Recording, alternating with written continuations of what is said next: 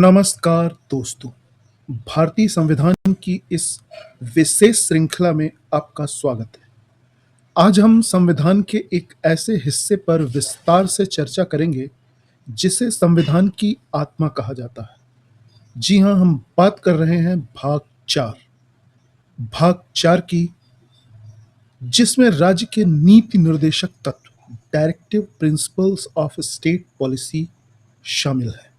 यह अनुच्छेद 36 से लेकर 51 तक 36 to 51 तक फैले हुए हैं। तो सबसे पहले इसके इतिहास को समझते हैं। भारत ने ये तत्व 1937 के आयरलैंड के संविधान से लिए हैं और आयरलैंड ने इन्हें स्पेन के संविधान से लिया। 1935 के भारत शासन अधिनियम में इन्हें अनुदेशों के साधन इंस्ट्रूमेंट्स ऑफ इंस्ट्रक्शंस कहा जाता था। संविधान सभा के संवैधानिक सलाहकार वी.एन. राव ने सिफारिश की थी कि नागरिकों के अधिकारों को 2 श्रेणियों में बांटा जाना चाहिए। पहला, न्यायोचित जस्टिसिएबल, जिन्हें अदालत द्वारा लागू कराया जा सके, जैसे मौलिक अधिकार संविधान के भाग 3 में दिए गए हैं। दूसरे, गैर न्यायोचित नॉन जस्टिसिएबल, जिन्हें अदालत द्वारा जबरन लागू न कराया जा सके, नीति निर्देशक तत्व भाग 4, जिन्हें अब हम डिस्कस करने जा रहे हैं। डॉक्टर भीमराव अंबेडकर ने इन्हें भारतीय संविधान की अनूठी विशेषताएं कहा था। इनका मुख्य उद्देश्य भारत को एक कल्याणकारी राज्य, वेलफेयर स्टेट बनाना है और देश में आर्थिक और सामाजिक लोकतंत्र की स्थापना करना है, न कि केवल राजनीतिक लोकतंत्र। तो अनुच्छेदों पर जाने से पहले आइए इनकी 4 सबसे महत्वपूर्ण विशेषताओं को समझते हैं। पहला, गैर न्यायोचित प्रकृति, नॉन जस्टिसिएबल नेचर। इसका मतलब है कि यदि सरकार इन तत्वों को लागू नहीं करती है तो आप अदालत, सुप्रीम कोर्ट या हाई कोर्ट नहीं जा सकते। वहां जाकर इन्हें लागू करवाने के लिए सरकार को बाध्य नहीं कर सकते। यह बात अनुच्छेद 37 में साफ लिखी है। दूसरा, शासन के मूलभूत तत्व, भले ही ये अदालत के द्वारा लागू नहीं होते हैं, न ही कराए जा सकते हैं, लेकिन संविधान कहता है कि देश के शासन में ये तत्व मूलभूत है। अन्य कानून आगे बनाते समय इन्हें लागू करना राज्य का कर्तव्य होगा। तीसरा, राज्य की परिभाषा का विस्तार। यहाँ राज्य शब्द का वही अर्थ है जो भाग 3 के अनुच्छेद 12 में है, जिसे हम पिछले वीडियो में डिस्कस कर चुके हैं। इसमें केंद्र सरकार, संसद, राज्य सरकारें, यानी राज्य शब्द जहां जहां संविधान के अंतर्गत आया है उसमें केंद्र सरकार, संसद, राज्य सरकारें, विधानमंडल और सभी स्थानीय प्राधिकरण जैसे नगर पालिका, ग्राम पंचायत, नगर पंचायत इत्यादि शामिल है। चौथा, नैतिक दायित्व। यह सरकारों के लिए एक घोषणा पत्र या नैतिक मार्गदर्शिका है, मोरल गाइडलाइंस है, जिनके आधार पर जनता हर 5 साल में चुनाव के दौरान सरकार के कामकाज का आकलन करती है और अपना निर्णय देती है।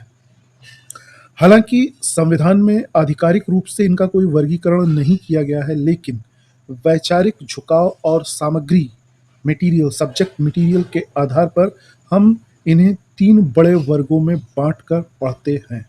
पहला, समाजवादी सिद्धांत, सोशलिस्टिक प्रिंसिपल्स, जो ऐसे नीति निर्देशक तत्व जो सामाजिक और आर्थिक न्याय का ढांचा तैयार करते हैं। दूसरे, गांधीवादी सिद्धांत, ऐसे नीति निर्देशक तत्व जो राष्ट्रीय आंदोलन के दौरान महात्मा गांधी द्वारा प्रतिपादित पुनर्निर्माण कार्यक्रम पर आधारित हैं। तीसरा, उदार बौद्धिक सिद्धांत, लिबरल इंटेलेक्चुअल प्रिंसिपल्स, जो आधुनिक और उदारवादी विचारधारा को दर्शाते हैं। तो अब आइए प्रारंभ करते हैं अनुच्छेदवार आर्टिकल वाइज विस्तृत विश्लेषण। अनुच्छेद 36 राज्य की परिभाषा।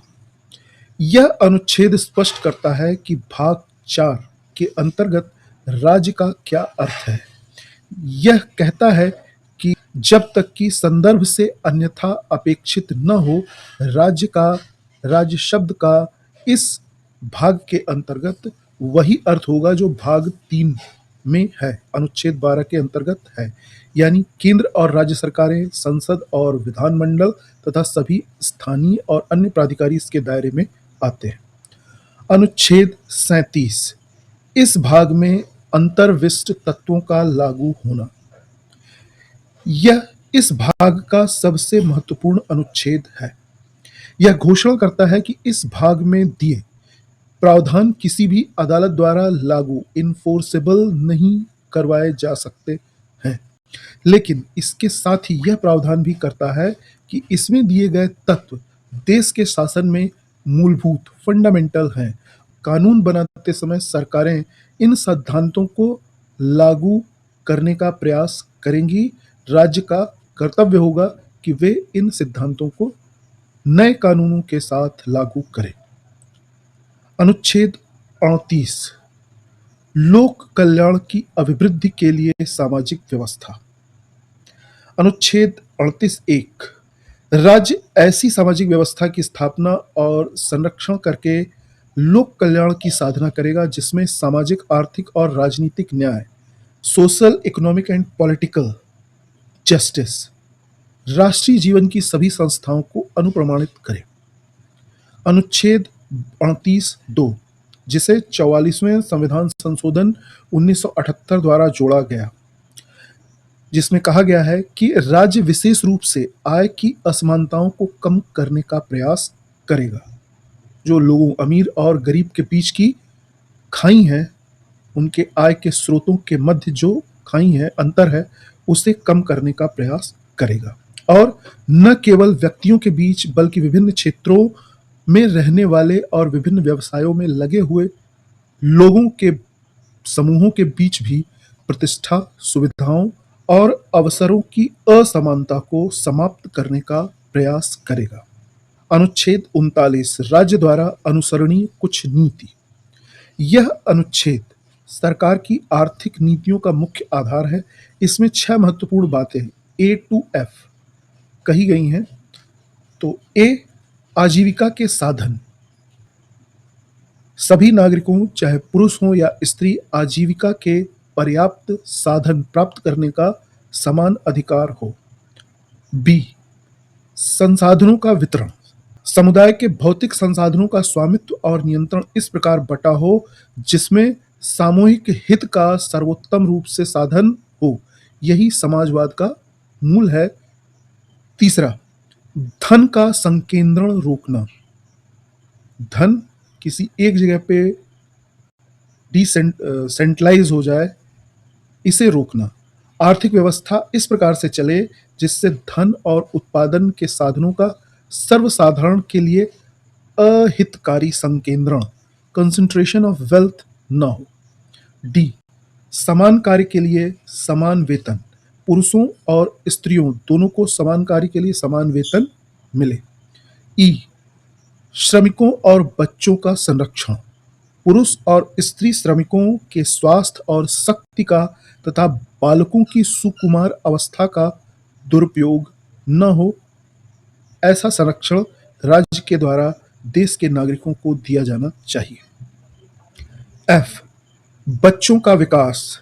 इस अनुच्छेद को 42वें संशोधन 1976 द्वारा संशोधित किया गया है, जिसमें कहा गया है कि बालकों की स्वतंत्र और गरिमामय वातावरण में स्वस्थ विकास के अवसर और सुविधाएं दी जाएं और युवाओं को शोषण से तथा नैतिक और आर्थिक परित्याग से रक्षा की जाए। अनुच्छेद 39(a) समान न्याय और निःशुल्क कानूनी सहायता। इस अनुच्छेद को 42वें संविधान संशोधन 1976 द्वारा जोड़ा गया था। यह सुनिश्चित करता है कि न्याय पाने के अवसर से कोई भी नागरिक आर्थिक या किसी अन्य अक्षमता के कारण वंचित न रह जाए, इसके तहत सरकार गरीबों को मुफ्त वकील फ्री लीगल एड की व्यवस्था कराती है। इसी के तहत नालसा और लोक अदालतों का गठन किया गया है। अनुच्छेद 40 ग्राम पंचायतों का संगठन। राज्य ग्राम पंचायतों का संगठन करने के लिए कदम उठाएगा और उन्हें ऐसी शक्तियां और प्राधिकार प्रदान करेगा जो उन्हें स्वायत्त शासन की इकाइयों यूनिट ऑफ सेल्फ गवर्नमेंट के रूप में कार्य करने में समर्थ बनाने के लिए आवश्यक हो। इसका ऐतिहासिक संदर्भ यह है कि गांधी जी के ग्राम स्वराज के सपने को पूरा करने के लिए इसे डाला गया था। इसी अनुच्छेद को असली जामा पहचानने के लिए 73वां संविधान संशोधन और 74वां संविधान संशोधन 1992 पारित किया गया और पंचायती राज को संवैधानिक दर्जा मिला। अनुच्छेद 41 कुछ दशाओं में काम, शिक्षा और लोक सहायता पाने का अधिकार। राज्य अपनी आर्थिक क्षमता और विकास की सीमाओं के भीतर काम पाने, शिक्षा पाने और बेकारी, बुढ़ापा, बीमारी और निशक्तता डिसेबिलिटी तथा अन्य अभाव की दशाओं में लोक सहायता पब्लिक असिस्टेंट पाने के अधिकार को प्राप्त कराने का प्रभावी उपबंध यानी व्यवस्था करेगा। जैसे भारत सरकार मनरेगा योजना, वृद्धावस्था पेंशन योजना, विकलांगता पेंशन योजनाएं इसी अनुच्छेद के तहत चलाई जाती हैं। अनुच्छेद 42 काम की न्याय संगत और मानवोचित दशाएं तथा प्रसूति सहायता। राज्य की काम की न्याय संगत और मानवोचित दशाएं just and human condition of work सुनिश्चित करने के लिए और प्रसूति सहायता मैटरनिटी रिलीफ के लिए सरकार उपबंध यानी व्यवस्थाएं करेगी। जैसे कार्यस्थलों पर पीने के पानी की व्यवस्था, शौचालय और सुरक्षित माहौल देना राज्य की जिम्मेदारी है। इसके अलावा मातृत्व लाभ अधिनियम मैटरनिटी बेनिफिट एक्ट के तहत कामकाजी महिलाओं को मिलने वाली सवेतन छुट्टियां इसी अनुच्छेद का परिणाम है। अनुच्छेद 43 कर्मकारों के लिए निर्वाह मजदूरी आदि। राज्य उपयुक्त विधान या आर्थिक संगठन द्वारा कृषि, उद्योग या अन्य प्रकार के सभी कर्मकारों को काम निर्वाह मजदूरी लिविंग वेजेस, शिष्ट जीवन स्तर और अवकाश का संपूर्ण उपभोग सुनिश्चित करने वाली मजदूरी देने का प्रयास करेगा। इसके साथ ही ग्रामीण क्षेत्रों में कुटीर उद्योगों कॉटेज इंडस्ट्रीज को व्यक्तिगत या सहकारी आधार पर बढ़ाने का प्रयास करेगा। न्यूनतम मजदूरी और निर्वाह मजदूरी में अंतर होता है। निर्वाह मजदूरी में भोजन, कपड़े के साथ शिक्षा, स्वास्थ्य और सामाजिक सुरक्षा भी सम्मिलित होती है।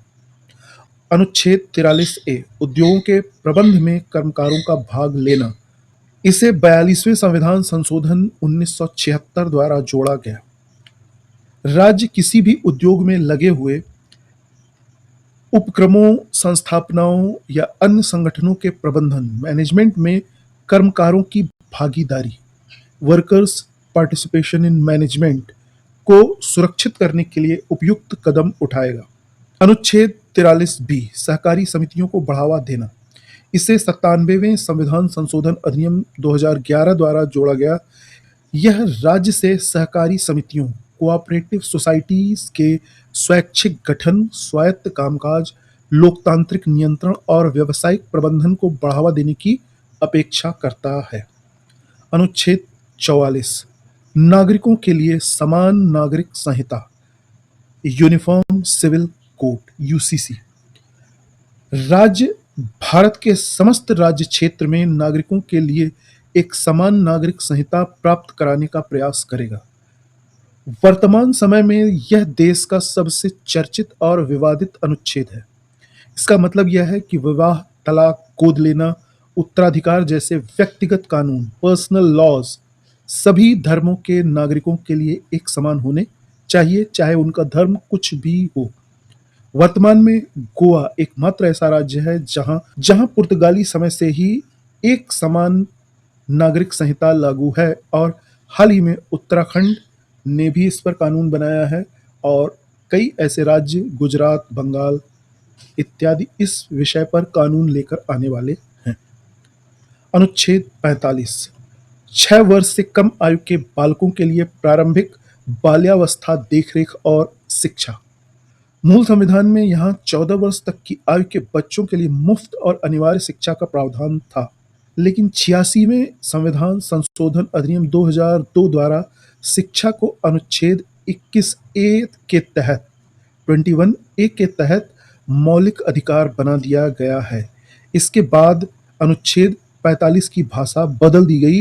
वर्तमान में राज्य 6 वर्ष से कम आयु के बच्चों की शुरुआती देखरेख, अर्ली चाइल्डहुड केयर और शिक्षा जैसे आंगनबाड़ी व्यवस्था के लिए प्रयास करेगा। अनुच्छेद 46 अनुसूचित जातियों, अनुसूचित जनजातियों और अन्य कमजोर वर्गों के शिक्षा और अर्थ संबंधी हितों की अभिवृद्धि। राज्य जनता के कमजोर वर्गों, विशेष रूप से अनुसूचित जातियों, शेड्यूल्ड कास्ट और शेड्यूल्ड ट्राइब्स यानी अनुसूचित जनजातियों के शिक्षा और अर्थ इकोनॉमिक संबंधी हितों की विशेष सावधानी से अभिवृद्धि करेगा और सामाजिक अन्याय तथा सभी प्रकार के शोषण से उनका संरक्षण करेगा। अनुच्छेद 47 पोषाहार स्तर और जीवन स्तर को ऊंचा करने तथा लोक स्वास्थ्य का सुधार करने का राज्य का कर्तव्य। राज्य अपने लोगों के पोषाहार स्तर, न्यूट्रिशन लेवल और जीवन स्तर को ऊंचा करने का प्रयास करेगा। लोक स्वास्थ्य यानी पब्लिक हेल्थ के सुधार को अपने प्राथमिक कर्तव्यों में मानेगा। विशेष रूप से राज्य मादक पेयों, इंटॉक्सिकेटिंग ड्रिंक्स और स्वास्थ्य के लिए हानिकारक औषधियों के औषधीय प्रयोजनों से भिन्न उपभोग का प्रतिषेध करेगा, प्रोहिबिशन करने का प्रयास करेगा। बिहार, गुजरात जैसे राज्यों में जो शराबबंदी, लिकर बैन लागू की गई है, वह इसी अनुच्छेद 47 के आधार पर की गई है। इसके अलावा मिड डे मील योजना और राष्ट्रीय स्वास्थ्य मिशन भी इसी के तहत आते हैं। अनुच्छेद 48 कृषि और पशुपालन का संगठन। राज्य कृषि और पशुपालन को आधुनिक और वैज्ञानिक प्रणालियों से संगठित करने का प्रयास करेगा, विशेष रूप से गायों, बछड़ों और अन्य दुधारू और वाहक पशुओं की नस्लों के परिरक्षण और सुधार के लिए और उनके वध का प्रतिषेध, प्रोहिबिशन ऑफ स्लॉटर करने के लिए कदम उठाएगा। देश में गोवध निषेध कानून, एंटी काउ स्लॉटर लॉज इसी अनुच्छेद के क्रियान्वयन के रूप में बनाए जाते हैं। अनुच्छेद 48 ए पर्यावरण का संरक्षण और संवर्धन तथा वन और वन्य जीवों की रक्षा। इसे 42वें संविधान संशोधन 1976 द्वारा जोड़ा गया। राज्य देश के पर्यावरण के संरक्षण और संवर्धन तथा वन और वन्य जीवों की रक्षा करने का प्रयास करेगा। इसी के तहत वन्य जीव संरक्षण अधिनियम 1972 और पर्यावरण संरक्षण अधिनियम 1986 जैसे कड़े कानून बनाए गए। अनुच्छेद 49 राष्ट्रीय महत्व के संस्मारकों, स्थानों और वस्तुओं का संरक्षण। संसद द्वारा बनाई गई विधि द्वारा या उसके अधीन राष्ट्रीय महत्व के घोषित किए गए कलात्मक या ऐतिहासिक अभिरुचि वाले प्रत्येक संस्मारक, मॉन्यूमेंट्स, स्थान या वस्तु का संरक्षण करना राज्य की जिम्मेदारी होगी, ताकि उन्हें लुप्त होने, विकृत होने या उनका विनाश होने से, नष्ट होने से बचाया जा सके। अनुच्छेद 50 कार्यपालिका से न्यायपालिका का पृथक्करण। राज्य की लोक सेवाओं में न्यायपालिका को कार्यपालिका से पृथक, सेपरेट करने के लिए राज्य कदम उठाएगा। यह शक्ति के पृथक्करण, सेपरेशन ऑफ पावर के सिद्धांत को मजबूत करता है। उदाहरण के लिए आपराधिक प्रक्रिया संहिता सीआरपीसी 1973 के माध्यम से न्यायिक मजिस्ट्रेटों को कार्यकारी मजिस्ट्रेटों जैसे डीएम, एसडीएम से अलग कर दिया गया ताकि न्याय निष्पक्ष हो सके। अनुच्छेद 51 अनुच्छेद या आर्टिकल 51 अंतर्राष्ट्रीय शांति और सुरक्षा की अभिवृद्धि। यह भारत की विदेश नीति, फॉरेन पॉलिसी का मार्गदर्शक सिद्धांत है। इसके अनुसार राज्य प्रयास करेगा अंतर्राष्ट्रीय शांति और सुरक्षा की अभिवृद्धि का, राष्ट्रों के बीच न्यायसंगत और सम्मानपूर्ण संबंधों को बनाए रखने का, अंतर्राष्ट्रीय विधि और संधि बाध्यताओं के प्रति आदर बढ़ाने का, अंतर्राष्ट्रीय विवादों को मध्यस्थता आर्बिट्रेशन द्वारा निपटाने के लिए प्रोत्साहन देने का, भारत की पंचशील नीति और गुट निरपेक्ष आंदोलन नाम नॉन अलाइनमेंट मूवमेंट इसी अनुच्छेद से प्रेरित रहे हैं। प्रतियोगी परीक्षाओं के दृष्टिकोण से यह जानना बेहद जरूरी है कि मूल संविधान के बाद directive principles of state policy में कौन कौन से नए अनुच्छेद जोड़े गए। तो देखते हैं। सबसे पहला 42वां संविधान संशोधन अधिनियम 1976, इसे लघु संविधान भी कहा जाता है। इसके द्वारा 4 नए तत्व जोड़े गए। अनुच्छेद 39F, आर्टिकल 39F बच्चों के स्वस्थ विकास के अवसर। अनुच्छेद 39A समान न्याय और मुफ्त कानूनी सहायता। अनुच्छेद 43A उद्योगों के प्रबंधन में मजदूरों की भागीदारी, वर्कर्स पार्टिसिपेशन इन मैनेजमेंट। अनुच्छेद 48A पर्यावरण और वन्य जीवों की रक्षा। फिर 44वें संविधान संशोधन अधिनियम 1978 द्वारा अनुच्छेद 38(2) जोड़ा गया, जो राज्यों को आय, स्थिति और अवसरों की असमानता को कम करने का निर्देश देता है। 86वां संविधान संशोधन अधिनियम 2002, इसने अनुच्छेद 45 के विषय को बदल दिया और प्राथमिक शिक्षा को अनुच्छेद 21A के तहत मौलिक अधिकार बना दिया गया। चौथा 97वां संविधान संशोधन अधिनियम 2011, इसके द्वारा अनुच्छेद 43B जोड़ा गया, जो सहकारी समितियों यानी कोऑपरेटिव सोसाइटीज को बढ़ावा देता है।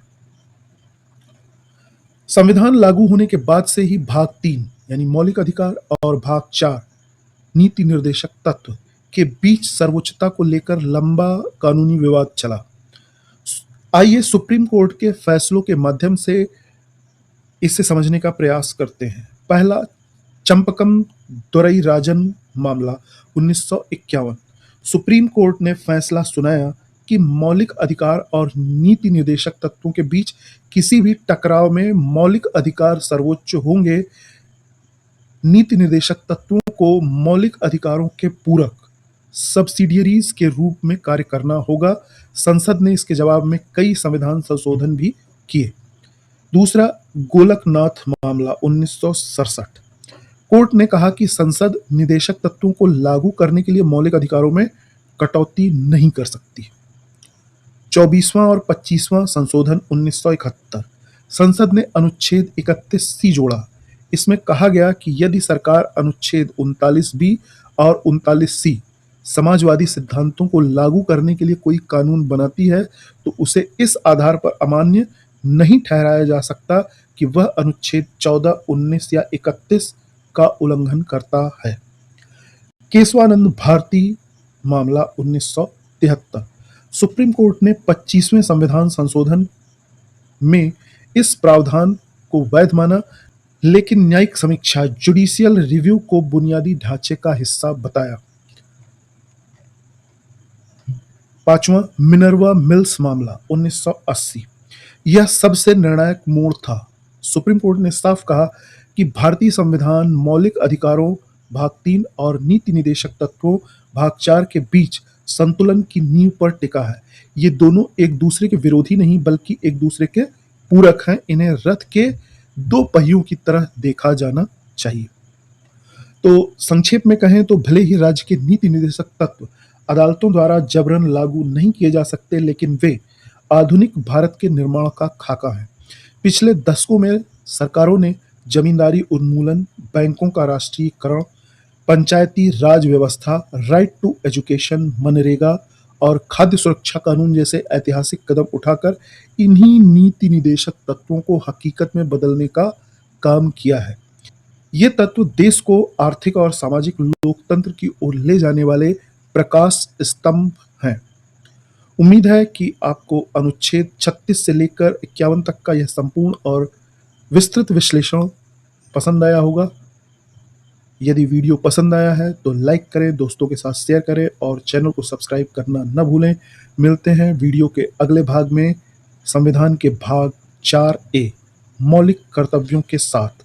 तब तक के लिए धन्यवाद। जय हिंद, जय भारत।